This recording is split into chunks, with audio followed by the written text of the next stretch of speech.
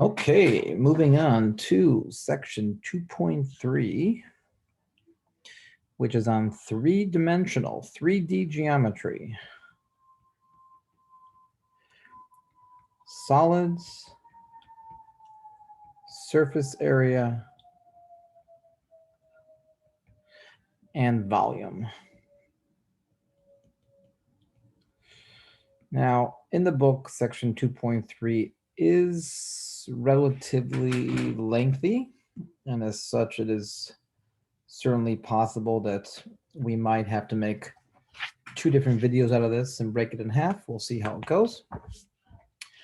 So first the question is, what exactly is a solid? So we have a definition. Shapes with three dimensions. Shapes with three dimensions, namely length, width, and height, are called solids. So what is not a solid? Well, a triangle is not a solid. The last two sections, we spent a lot of time on triangles and a little bit on circles. These are not solids because they only have two dimensions. They're flat. So they can go a little bit this way, they can go a little bit this way, but there's no third dimension to them. Objects in real life, length or height, length and width, three dimensions. These are three-dimensional objects. Most objects go this way, and then go this way. 3 dimensions. These are objects. Now, most three-dimensional objects are too complicated for us to do math with. So we only have to deal with relatively simple solids. So we have another definition. A polyhedron. A polyhedron is a solid. So first of all, it has to be a solid before it can be a polyhedron. It's a solid, and it's composed of polygonal faces. Just wanted to double check. Did you get a chance? So a polyhedron is a solid composed of polygonal faces that connect along line segments, and I'll explain, I'll show a picture which will really put this in perspective, that connect along line segments called edges. Edges meet at a point called a vertex. Plural of vertex, vertices. So you have one edge, two edges. You have one face, two faces, and you have one vertex, and you have two vertices. So what's an example of a polyhedron? The simplest example, I think, would be a three-dimensional rectangle. Notice the difference between the solid lines and the dotted lines. They're very, they mean different things. A solid line is used for something that from your perspective, you can physically see. The front, the top, and the right of this shape, I can see when I look at it. The back, the bottom, and the left, you can't see because the bottom's beneath you, the back's in back, the left, just the way it's angled, you can't see. So we use dotted lines to indicate lines that you cannot see versus solid lines to indicate lines that you physically can see. So what do we have here? Well, we have, let's say, this part here and this part here, and yellow, I'll use orange. This part here is called a face. How many faces does this particular shape have? Top, bottom, left, right, front, back, 6 faces. So notice, by the way, that every face is a polygon. Rectangles in this particular example. They could be rectangles, they could be trapezoids, they could be triangles. Basically any polygon that we're familiar with, octagon, hexagon, heptagon. These are all possible faces. In this case, there are 6 faces. Now, faces meet along an edge. So this guy here is an edge. It's where 2 faces meet. They meet along an edge. And edges, if I take 2 edges, so if I look at, for example, this edge and the original edge, then those 2 edges meet right here at a point, and that is called a vertex. So this is the standard polyhedron. They have faces. Faces meet at edges. Edges meet at vertices.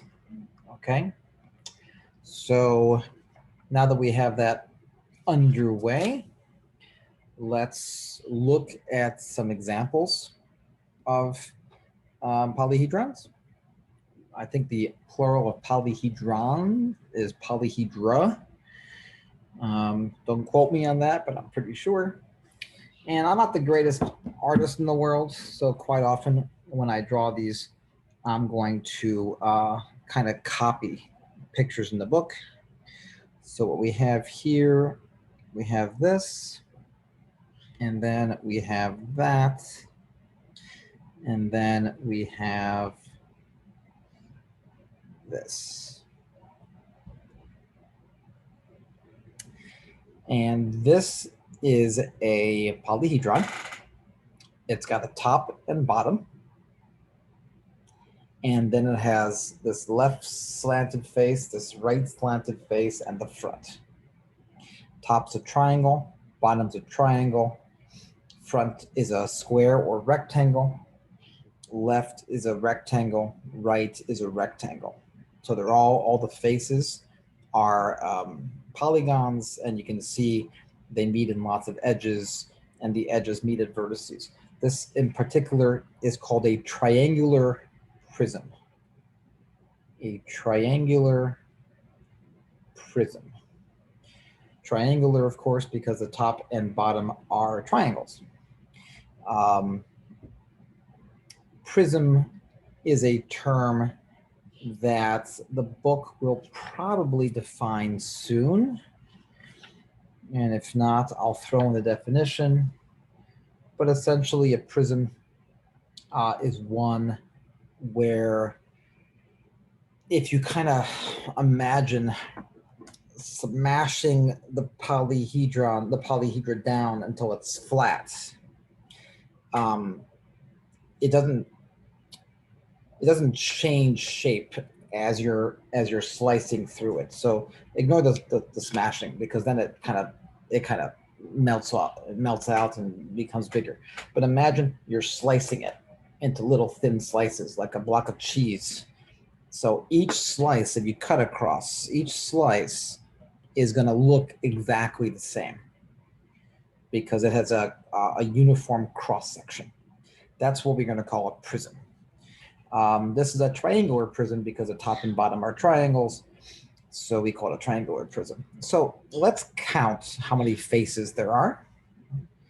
So let's take a look. We have left, right, top, bottom, and front. So there's 5 faces.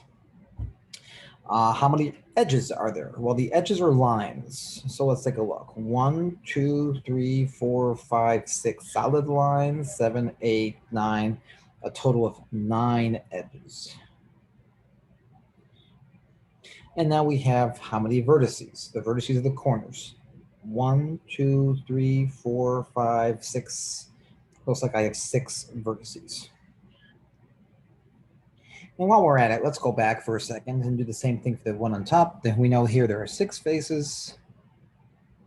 How many edges? 1, 2, 3, 4, 5, 6, 7, 8, 9, 10, 11, I think 12 edges.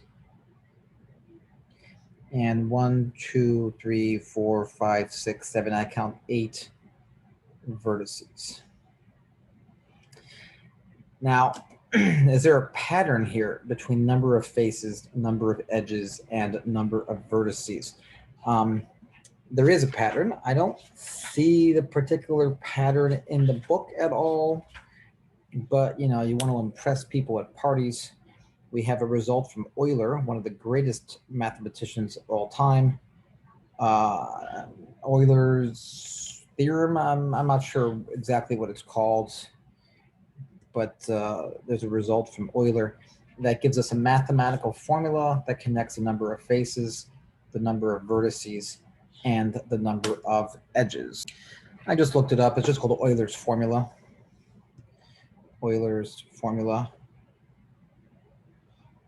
I'm sure he had more than one formula, so it's just one of many. Euler was a very prolific mathematician, wrote 27 volumes of mathematical work, and he was going blind. He was developing cataracts, so he taught himself to write blindfolded, so that after he went blind, he could continue to do math. Just an amazing mathematician, and really a inspiring story. But if you count the number of vertices and you subtract the number of edges, and then you add the number of faces, so V minus E plus F, let's see what you get in the first case. V is 8, minus 12, negative 4, plus 6, we get 2. In the second case, 6 minus 9, negative 3 plus 5 equals 2. Wow. Coincidence? Actually, no. Euler's formula says the number of vertices minus the number of edges plus the number of faces always equals 2 when you're dealing with polyhedra. An amazing, amazing result. And if you remember it, a nice way to check if you're sure about two of them and you're not sure about the other, you can always do it via this formula.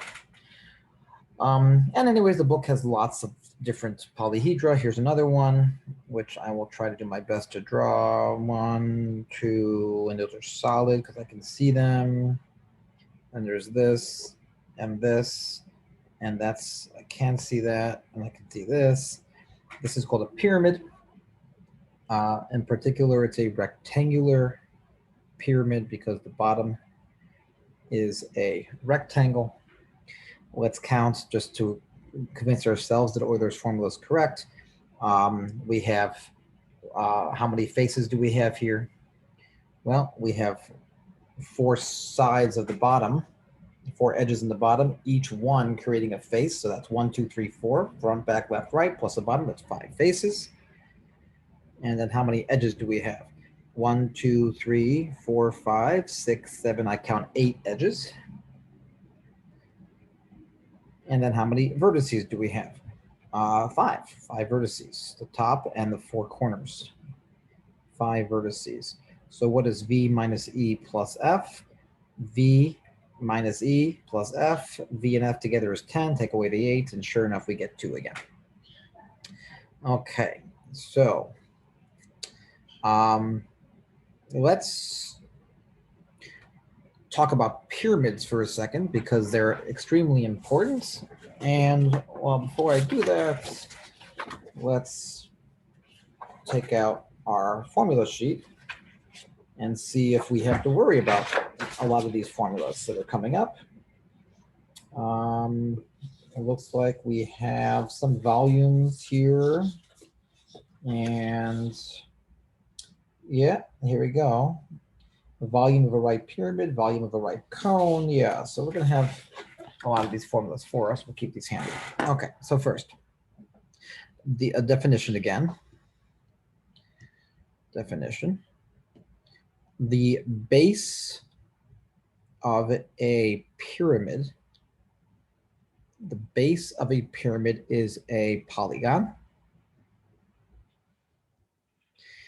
And the lateral faces, those are the ones on the side. The lateral faces are triangular. They have to be triangular and all meet at a point. So a pyramid is not just rectangle bottom and then 4 triangles. It could be octagonal bottom and then 8 triangles. As long as the base is a polygon and the lateral faces are all triangular and meeting at a point, it is by definition a pyramid. Continue the definition, in a right pyramid, which is the one that you're going to see most often, in a right pyramid, the apex, which is that point at the top, is directly above the center of the base.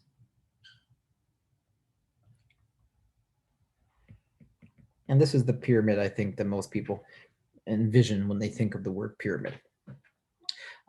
So again, you can have a square-based pyramid, which is the one that we usually think of. You can have a pyramid where the bottom is a hectagon or a hexagon or heptagon or octagon or nonagon or decagon, pentagon, anything you want. Definition: a cone has a circular base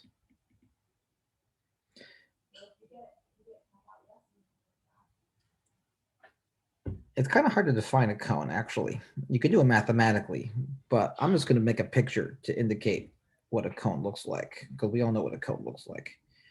This is a cone, right? You got the vertex on top. We call this guy here the height, and we call this length here the slant height. Slant height and height are not the same. This, of course, is the radius, because the base is a circle. So what is the relationship between the radius, the height, and the slant height? Well, as you can see there, it's a right triangle, and being a right triangle, it satisfies the Pythagorean theorem.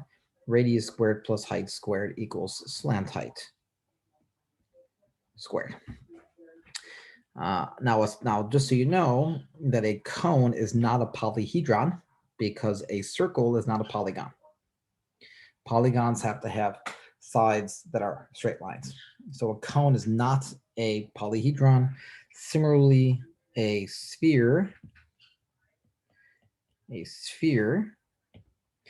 is the collection of all points equidistant, same distance, from a specific point called the center. And what does a sphere look like? Well, luckily I have this program that fixes my circles, right? This is a sphere. Notice the back is dotted because it's behind the sphere. And we have our usual radius. Quite often, we're only going to be dealing with the top half, which is called a hemisphere.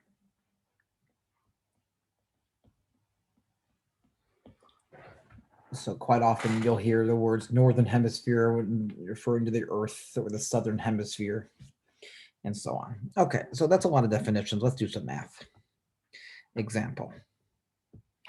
It says, sketch a right rectangular pyramid.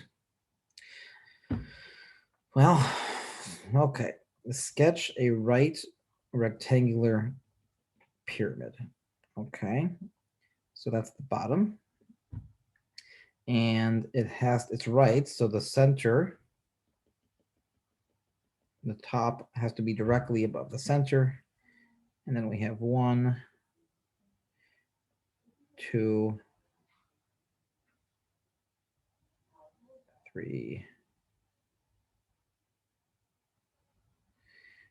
and then 4. And then we fix the point. So it is directly above the center.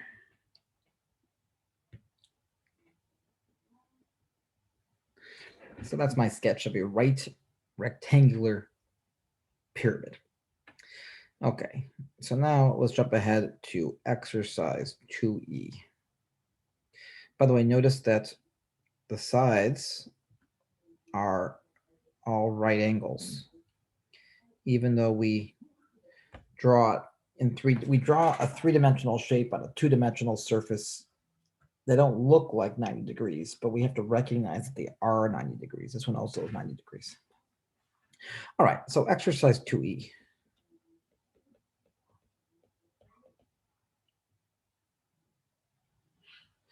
Question 1. It says, sketch a cube with sides 3 centimeters. Cube. 1, 2, 3, 4, 5, 6, 7, 8, 9. Not sure why I'm counting. 10, 11. All right, so you want to be 3 centimeters. Label everything as 3 centimeters. Make sure we know everything's right angles and so on. And, you know, et cetera, et cetera, et cetera. And we have a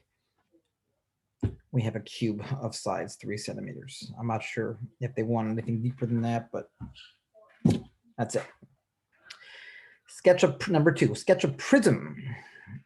This prism means it's going to be a uniform cross section.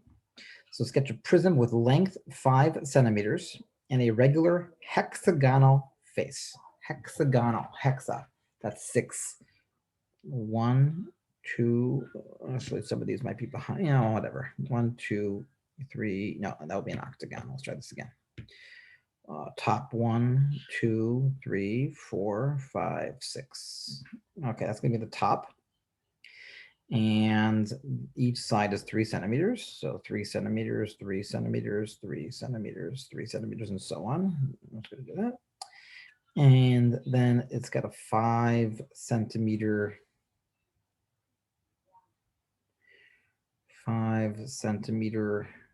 length. And now this one is inside, behind, can't see it. This one is behind, can't see it. And this one is 5 centimeters. You know what? That wasn't half bad, I have to admit. Thank you. Thank you very much. Thank you. Okay, question number 3.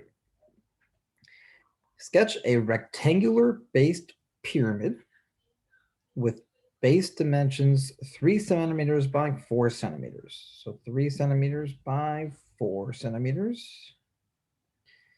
I'm not sure how accurate this is, but whatever. And slant height is 5 centimeters. So the top and the slant height. Sketch a rectangular based pyramid with base dimension. Oh, not slant heights. Oh, I was looking at the wrong one. Sketch a this is 3A. Sketch a rectangular based pyramid with base dimensions 3 centimeters by 4 centimeters and slant height 5 centimeters. So, I mean, this is by definition how you draw a pyramid. Notice how every side has to be 5 centimeters. I mean, yeah, every side has to be a triangle. Base is a rectangle, rectangular based pyramid, base dimensions 3 by 4, and it says slant height 5 centimeters. So is every one of these guys 5 centimeters? Well, how can we check that? So let's do it in another color. And let's imagine that we look at that right triangle right there. Well, I guess we can. Oh, no, we don't have to worry about that. You can always do that because you can make, you can make the height of this pyramid as high as you want it. So I can stretch it out and lift it to whatever height would give me 5 centimeters. So I can certainly do that. That height, that slant height is independent of the base, the 4 sides of the base. Now the only question is that really the slant heights?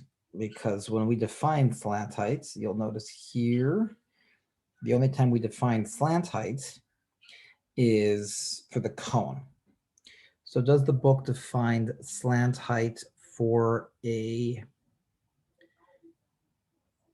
pyramid? Doesn't look like it does, so I'm going to do it for you. It should actually not be an edge, but rather it should be, this should be the slant height. The problem is that if we take that to be the slant height, then those slant heights are going to be different because one's 3 centimeters and one's 5 centimeters. One's 3 centimeters and one's 4 centimeters. So this one seems to be a ill-defined question. Let me pause for a second and check the back of the book and see what they do.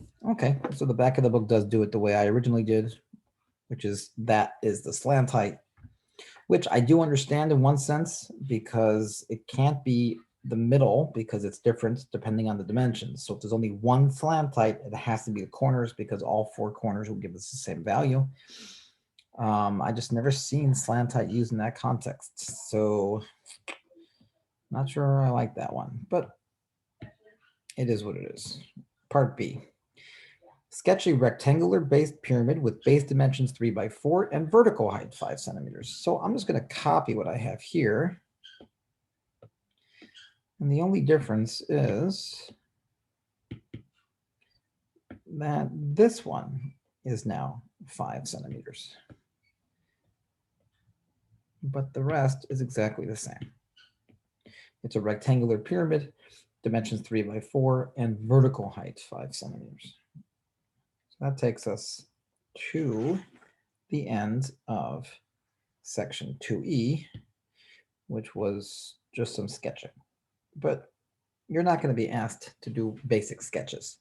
What you're going to be asked to do is do basic math. So let's start doing some problems that require you to actually calculate things. So here's an example. We have a cuboid. A cuboid. I love that term, cuboid. You'll never see it anywhere else. Normally it's called a parallelepiped. Maybe cuboid is more descriptive. I don't know. We have a cuboid. It has cuboid A, B, C, D, E, F, G. And they have A, B, C, D, E, F, G, H. Sorry, I missed one. E, F, G, H. Has dimensions 4 centimeters, which they label like this, and 5 centimeters, which they label like this, and 6 centimeters, which they label like this. So this is a shown. Part A. Find the length of DF. Find the length of D to F. So D is the front, left, bottom, and F is the back, right, top. So essentially it's the greatest distance across a rectangle, across a cuboid. So we're going to use the Pythagorean theorem twice. What we're first going to do is recognize that this is a right triangle, where of course this side is just 6 centimeters.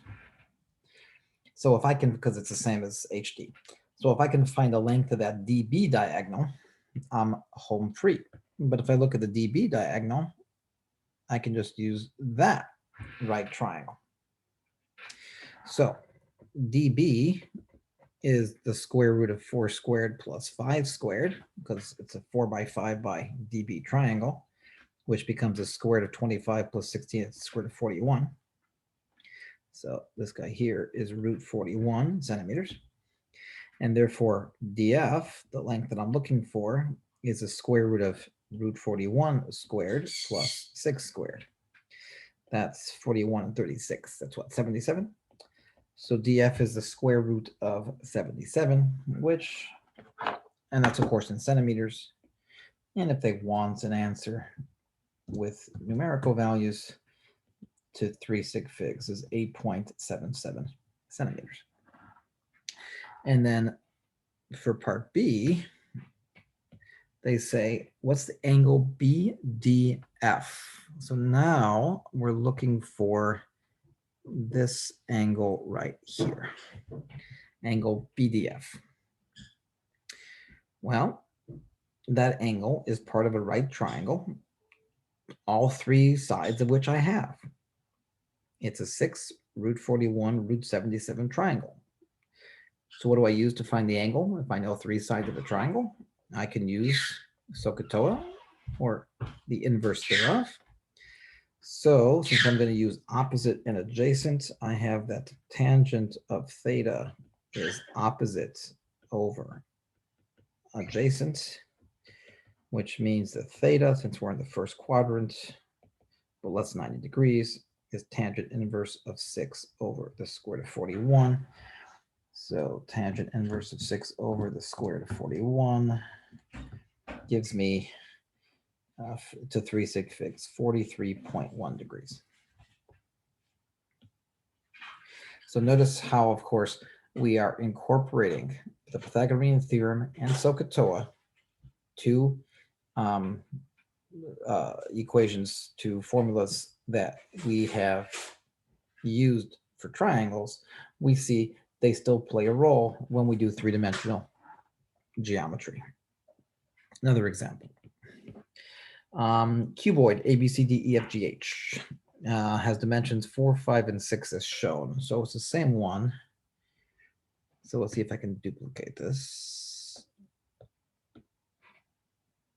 Okay, we have the same triangle. I'm going to get rid of this, which I don't need. I'm going to get rid of this. I'm going to get rid of this. I don't know this, and that's gone, and this is gone, and actually it is still 6 centimeters. So, I have that in the other one. Okay, so here's what I have, and I don't know if I can get rid of. Oh, wow, I did it. It worked. Okay. It says M and N,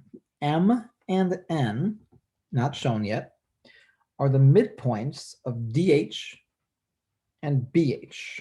So the midpoint of DH, here's point M, and BF, DH and BF. So here's the midpoint of N. The midpoint M is the midpoint of DH, and then N is the midpoint of BF. Find angle NEM.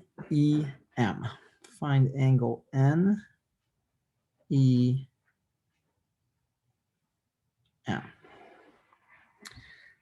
Okay. So it's this angle here that I'm looking for.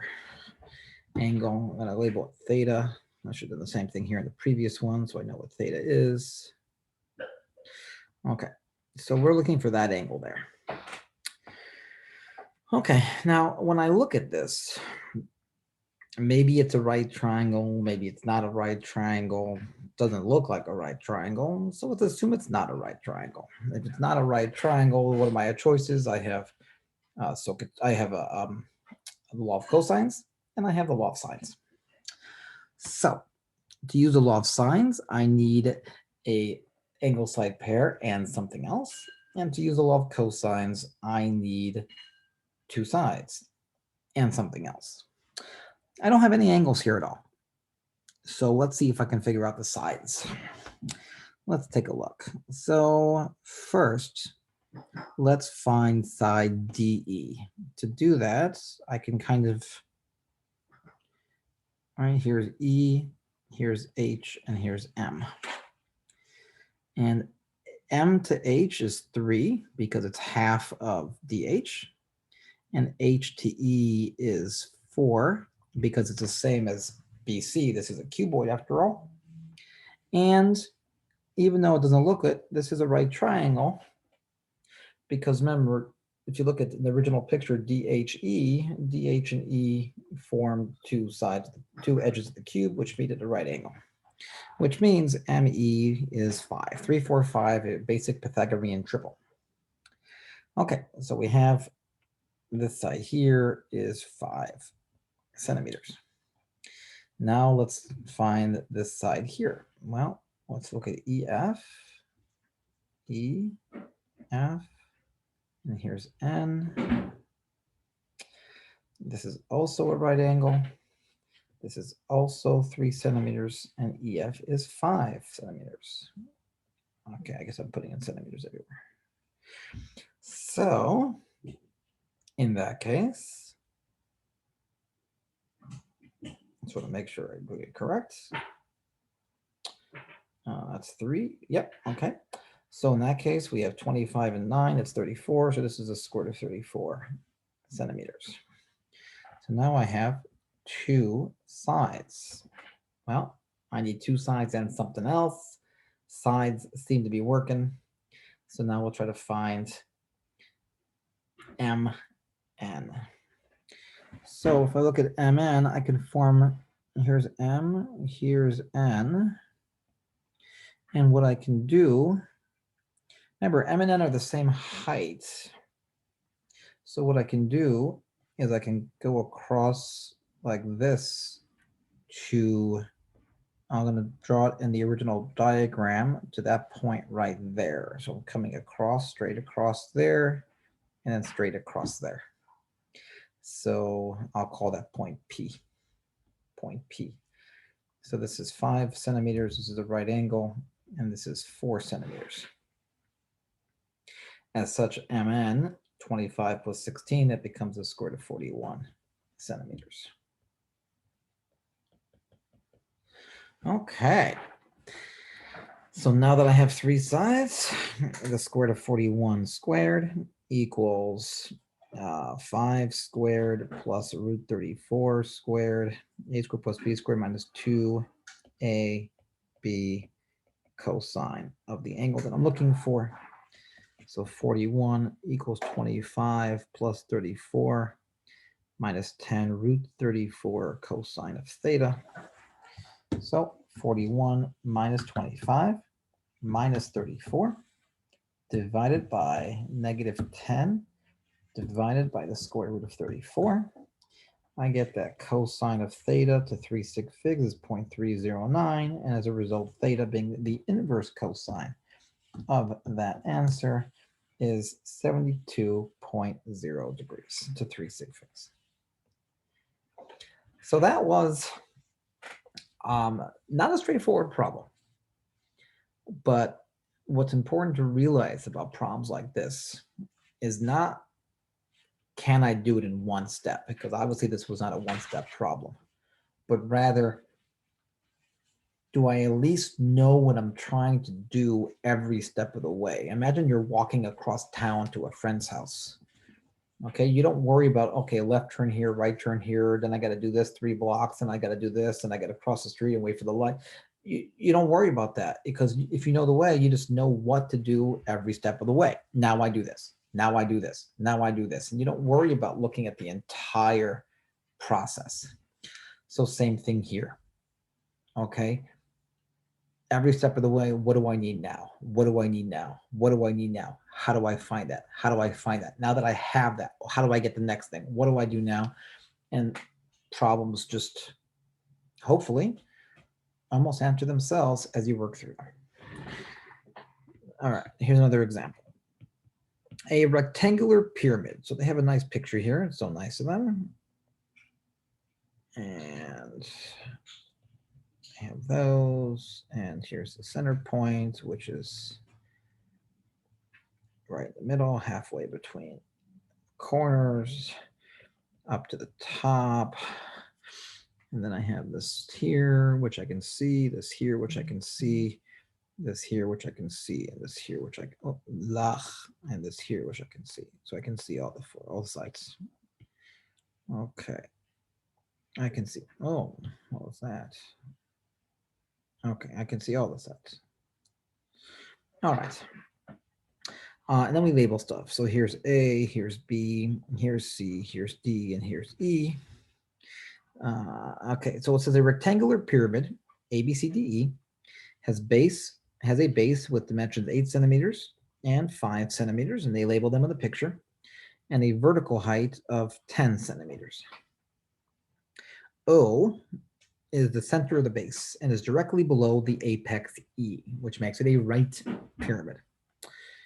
A, find the sides of the angle between the edge BE, BE is this one, and the base ABDC of the pyramid. So find the angle between the edge and the base, which means if you think about it, because you got to look visually here, right? You have this thing coming down, and the angle that it makes with the base doesn't make a difference which direction you go to the base. So we can take this, for example, if we want, or even better, we can take that angle. Because here we have a ready-made triangle where this is 90 degrees because it's flat to the center and it's straight up. So it's going to be the square root of 10 squared plus, and now I need half of BC. Well, how do I find that? Well, let's find BC. Let's go yellow. If I look, bad choice, but if I look at this triangle right here, also a right triangle. Yeah, yellow was a bad idea. Okay, hold on. Let's go green. So if I look at this right here, if I look at that triangle, then that is a right triangle, and therefore BC is the square root of 5 squared plus 8 squared, 64, 74, 84, 89. So it's a square root of 89 in the right units, centimeters. And therefore, I want half of that. So BO is going to be the square root of 89 over 2. So I have 10 squared plus root 89 over 2 squared, which becomes a square root of 100 plus 89 over 4. I can simplify, but eventually I'll need my calculator anyway, so I might as well just go right there. 89 over 4 plus 100 and square root the answer gives us the 3 sig figs, 11.1, and the units are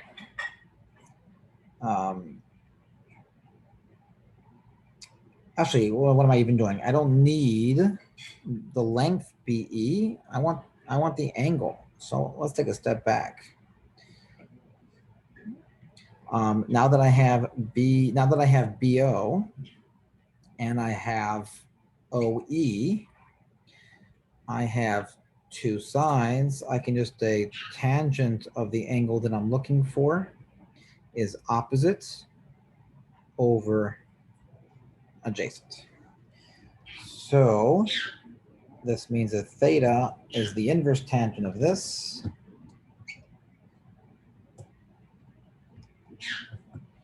And about 64.7 degrees to 3 sig figs. Part B. The angle between the edge EB and EC. So EC is this one.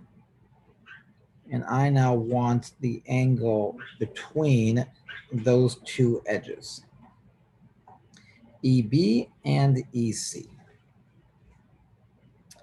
Okay, well, we can focus on this triangle, the one in purple there, not the 10, ignore that, but the EC, EB, BC.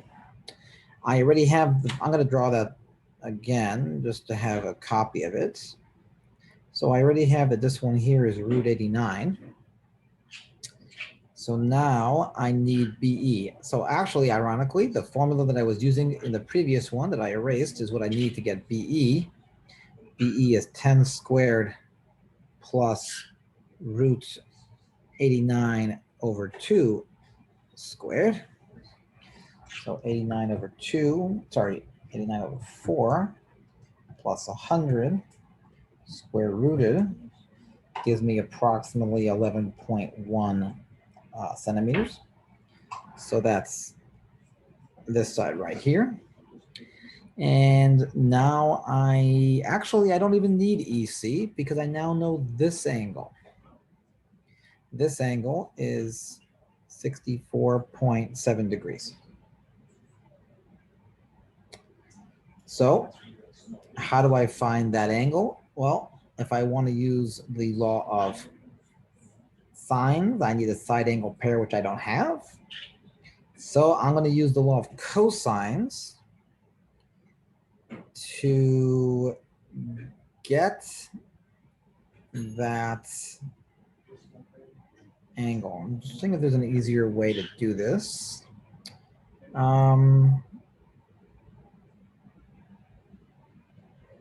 Actually, now that I think about it, there is, but you know what? Let's finish this line of argument anyways, because I'm already on top of it. So let's call this x for now. So I have x squared equals 11.1 squared plus root 89 squared minus 2 times 11.1 root 89 cosine of 64.7 degrees.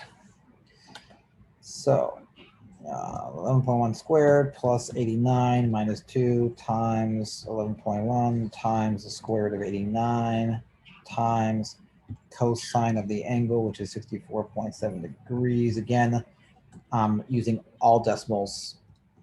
And when I do that, I get x is equal to 11.1 centimeters, which in hindsight was obvious because it's a rectangular pyramid. All the four slant heights are all the same. But it's nice that all the math worked out. Completely unnecessary. I should have seen it immediately, but it's nice that they all work out. So this one is also 11.1 centimeters, which makes this angle here also 64.7 degrees, which means that I can just do 64.7 times 2 and subtract that from 180. And I get that the angle theta is equal to 50.5 degrees. So sometimes there's easier ways, and the first thing that comes to mind, and you have two choices. You can either keep going because you have a path that's getting there, or you can say, oh, wait, there's an easier way. Let me just start over. I'm going to draw a new picture for part C, only because this shape is getting a little complicated looking.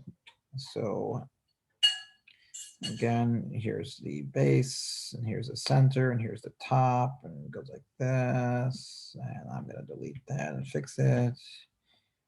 Okay, so that's the thing. It says find the angle EMO. So here's E. And where's M? M is the midpoint of AC. So here's M, because here's A, and here's C, and here's O. So we want the angle EMO. We want this angle theta right here. Well, don't forget this whole side was 8 centimeters. So that part is 4 centimeters. The top is 10 centimeters, which means the angle is easily found by SOHCAHTOA. Tangent of theta equals opposite over adjacent, which means theta equals the inverse tangent of 2.5, which is 68.2 degrees. Fun. Okay.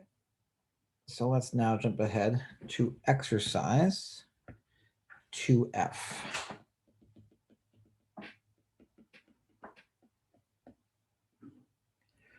Exercise 2F. This one has 4 questions, which sounds like it's not a lot, but each one has like 19,000 parts. So let's start with question number 1. A cuboid ABCDEFG H with dimensions 6 by 6 by 10.5. So here's the picture that the book provides. Side. Something like this. And it looks like, okay, I'm going to do a different picture because that one sucked. In fact, I'm just going to do my usual picture. I might have been to copy the books. So here's my usual picture.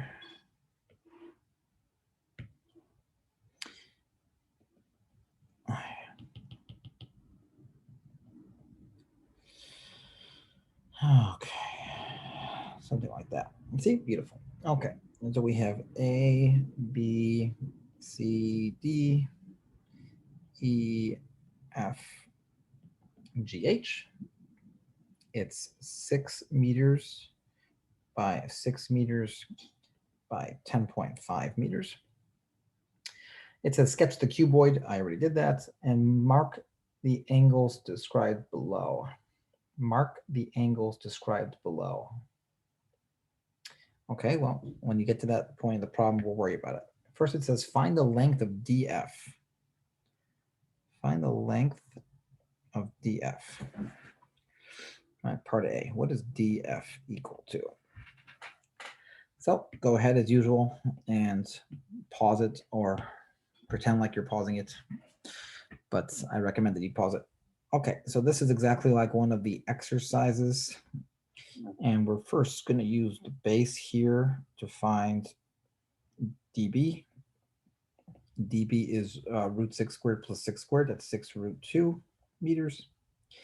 And then what is dF? It is the square root of dB, which is 6 root 2 squared, plus BF, which is 10.5 squared. So 6 root 2 squared is 72 plus 10.5 squared. Take the square root of that. Oh, and we have a very even 13.5 meters. Not even approximate. That's exact. That's lovely. B. We want the size of the angle between DF and base ABCD. So we want this angle right here. DF directly down to the base, DB. Notice, by the way, it's the fastest way of getting to the base. So it's not DF and going down towards C or going down towards A, but because we're already leaning towards over B, we drop directly down towards B. And we want that angle. Well, we already have dB. This is 6 root 2. And we have 10.5. So straight up SOHCAHTOA. Tangent of theta is opposite over hypotenuse.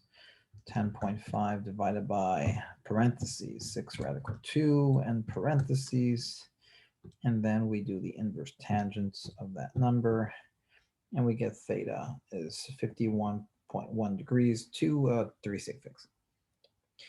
And C, we want the angle between DF and face DCGH. DC, that's the left side. So we want the angle between DF and DCGH. So it looks like we're looking for this angle here.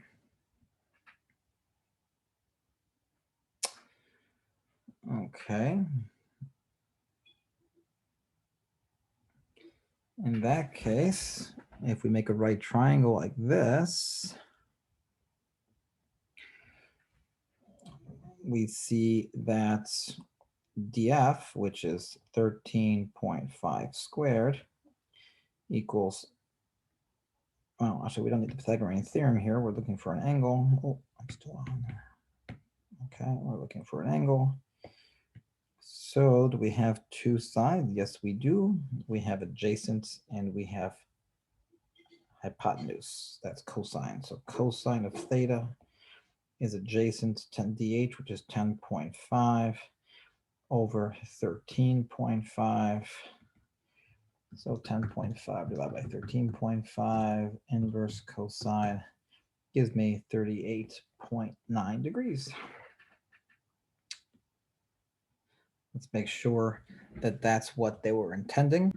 So that's not what they have in the back of the book. So the angle between DF and DCGH. I don't really see a faster way of getting to DCGH.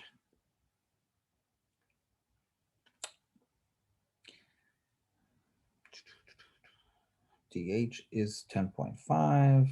Hypotenuse was 13.5. I did cosine inverse. So I don't know what they're thinking, but I'm going to stick with 38.9 degrees. If you have a different answer, that's theirs, by the way, in case you got it, and you can then explain to me why, was 26.4 degrees, but I don't see that. Okay, so what do we got next? Question 2. It says a glass case in the shape of a regular triangular prism. So this one, the base is a triangle. It looks like this. And it's a prism. So that means that it has to be uniform cross section. Oh, that wasn't half bad. A, B, C, D, E, F. So a glass case in the shape of a regular triangular prism, ABCDEF, has base with sides 3 centimeters. That's this one here. And a height of 12 centimeters. And this one's also 3 centimeters. They give me that.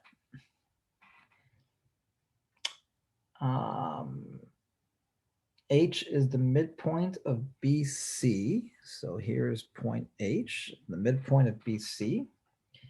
G is the midpoint of AB. So here's point G, the midpoint of AB. And I is the midpoint of EF. So here is I.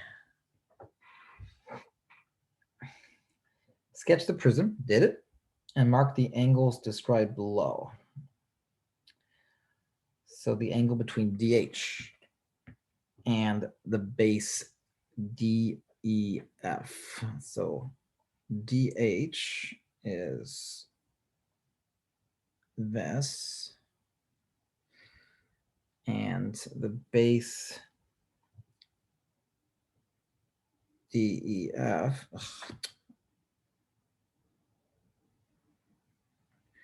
So there's the corner there. Okay, so the base DEF would be this angle. That's what they want for part A.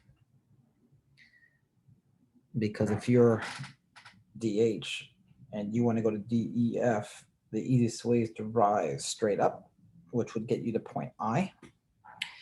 We want the length GI. So they want the length GI.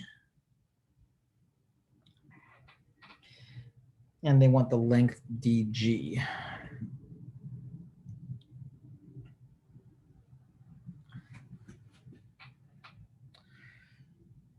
Okay, so let's first find the angle. So if we finish this triangle here, this being a right angle triangle, well, we know that this side here is the same 12 centimeters as BE. And now we want to find the top. And to do that, we can imagine just looking at the top. The top is a triangle. And we're looking for this here. This is DI. So we're looking for DI. And what do we know? We know this is 3. And we know this is 1.5. And we know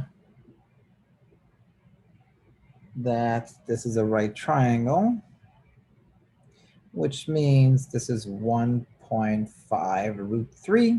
If you remember your 30, 60, 90 triangle rule, if the hypotenuse is twice the adjacent,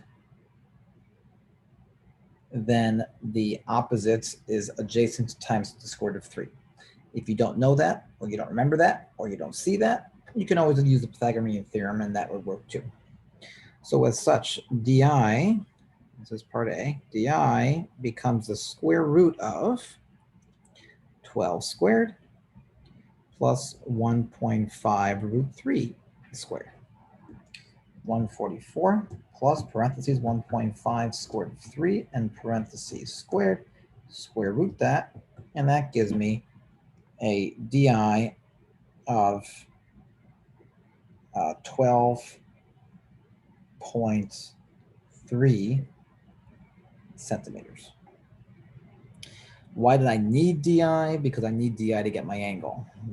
Now that I have opposite and adjacent, tangent of theta is opposite over adjacent. So 12 divided by this number, and inverse tangent of this number gives me not the answer they do by any stretch of the imagination, but I never trust them anymore.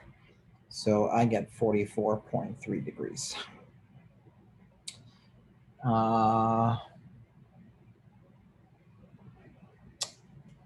Yeah, that's what I get. It certainly seems reasonable.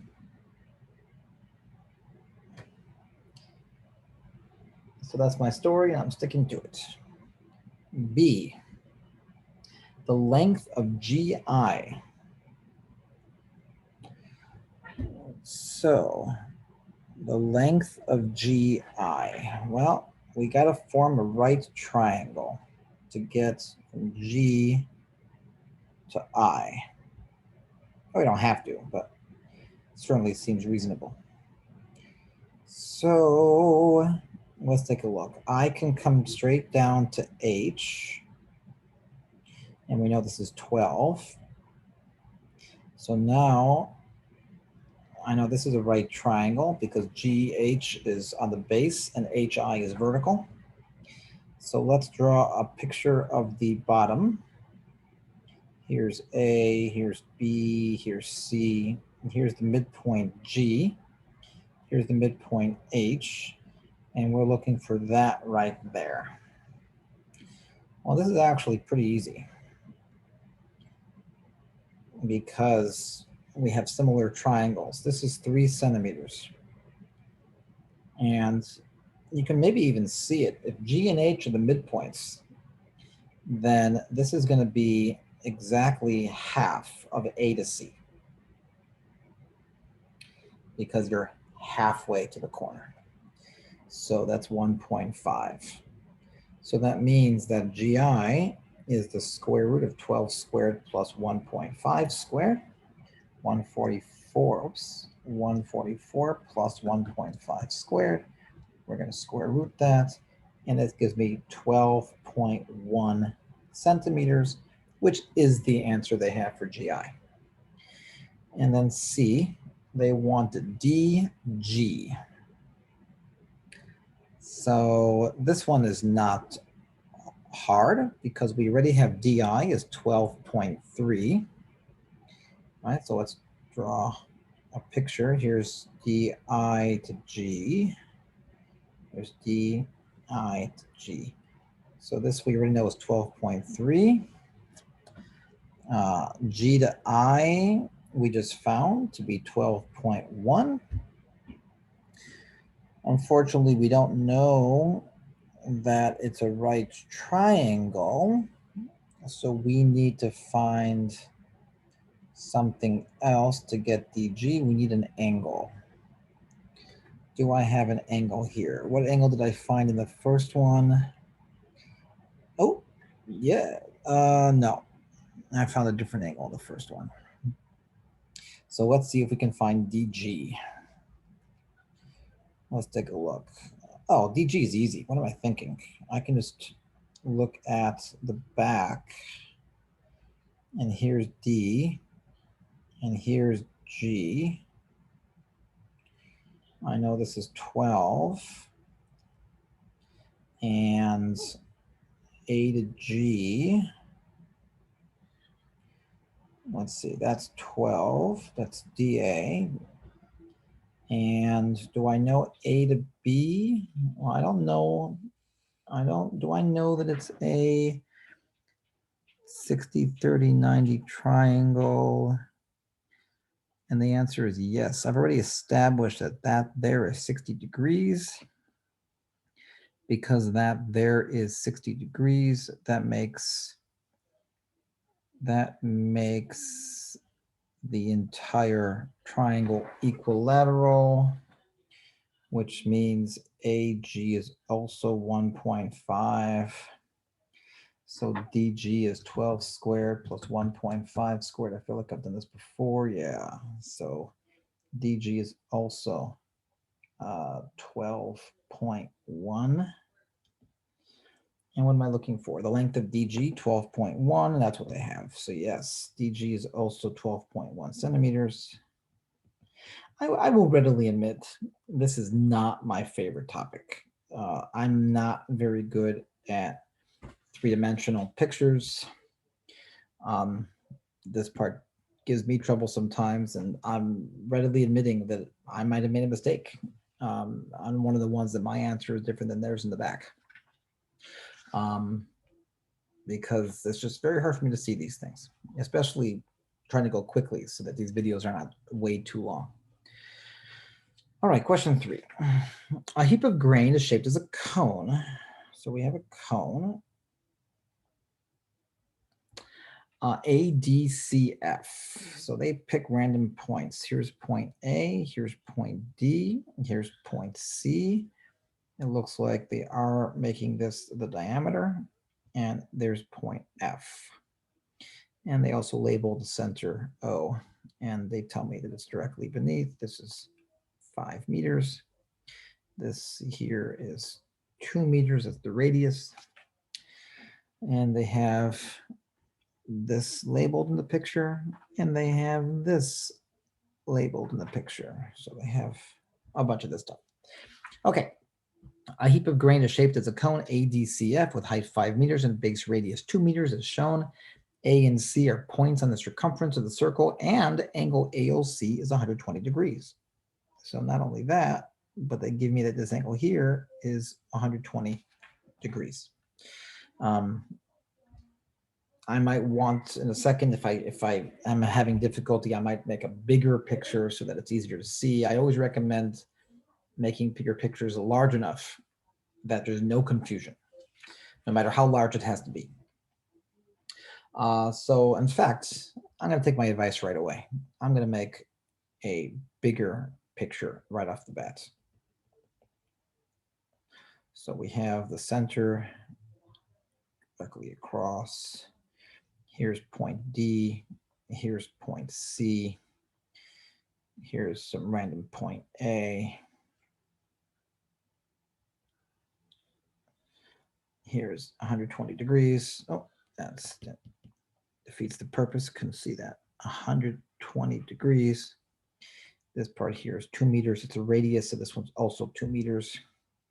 And straight up to the top is 5 meters. So I'm going to delete this one here.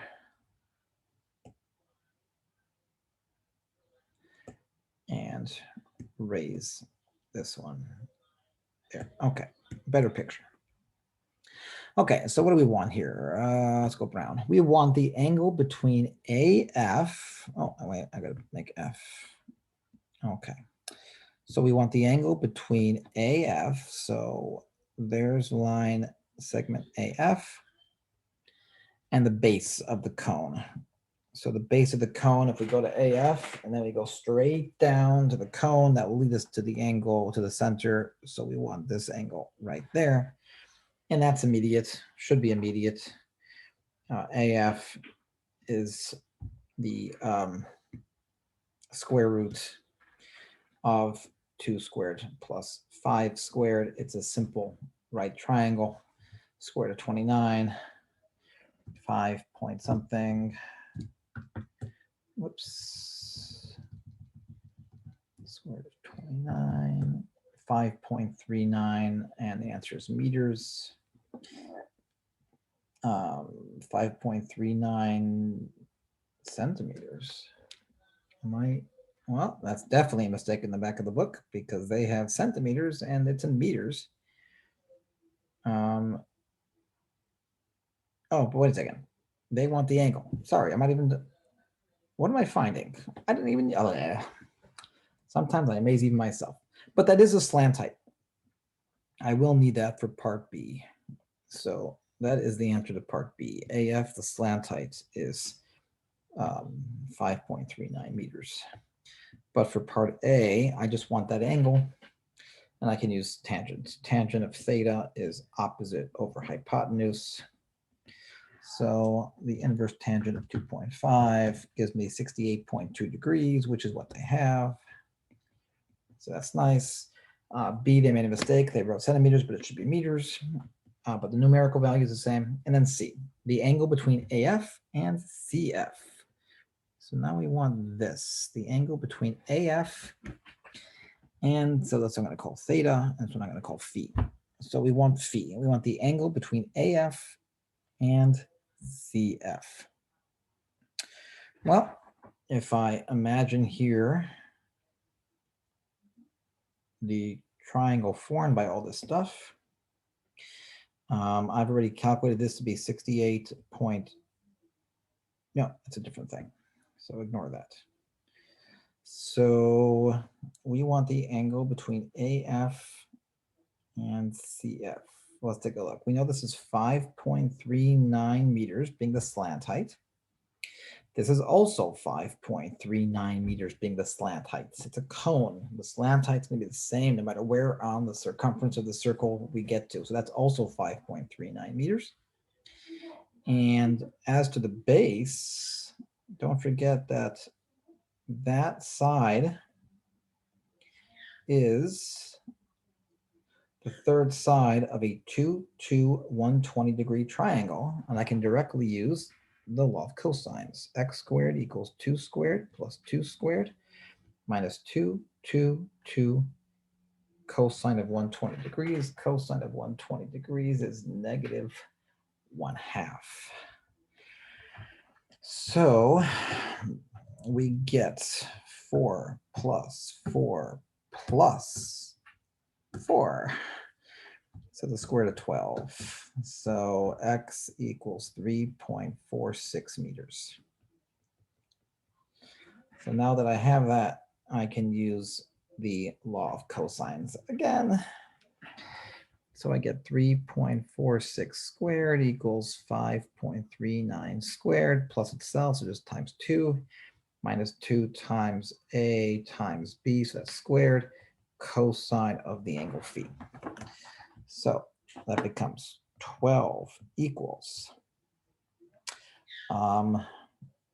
29 times 2 minus 2 times 29 cosine of phi. So 12 minus, what's 58, divided by negative 58, and then the inverse cosine of my answer gives me that phi is equal to 37.5 degrees, which is the answer that they have in the back. Okay, and then we move on to the final question, and based upon the time, this will be the final question of this video. It looks like I will make a second video for the other half of 2.3, which just goes on forever. But this takes us to at least the halfway point. And we have a cylinder. So a cylinder has a circular top. That's not a circle. Okay. So here is my cylinder. A cylinder with a height 11 centimeters. So they actually make the center of top and bottom. They call this D, they call this O, and they label this as 11 centimeters. And radius 3 centimeters. So they go to some random point C, some random point A. Looks like directly above it, so they go to a random point B. So this is 3 centimeters. And this is also 3 centimeters. They're both radii. D and O are the centers of the circular faces. A and C are 2 points. The angle CAO is 20 degrees. So if I connect them, this angle here is 20 degrees. Point B is on the edge of the top face of the circle. And the lines AB and OD are parallel, which they certainly look. A, to find the length of AC. Well, to find the length of AC, let's just imagine this triangle right here. we know this is 20 degrees, this is 3, this is 3, it's isosceles, so that's also 20 degrees. That makes this 140 degrees. And we're looking for x. I can go right and use the law of cosines immediately. X squared equals 3 squared plus 3 squared minus 2, 3, 3 times cosine of 140 degrees. That's 9 times 2 minus 18 cosine 140 degrees. Take the square root. And that gives me that x is equal to 5.64 centimeters, which is what they have in the back. B. The length BC. Okay, new color, BC. Well, that's the line segment BC. Oh, no problem. That's a right triangle right there. So BC is the square root of AB, which is 11 squared plus 5.64 squared.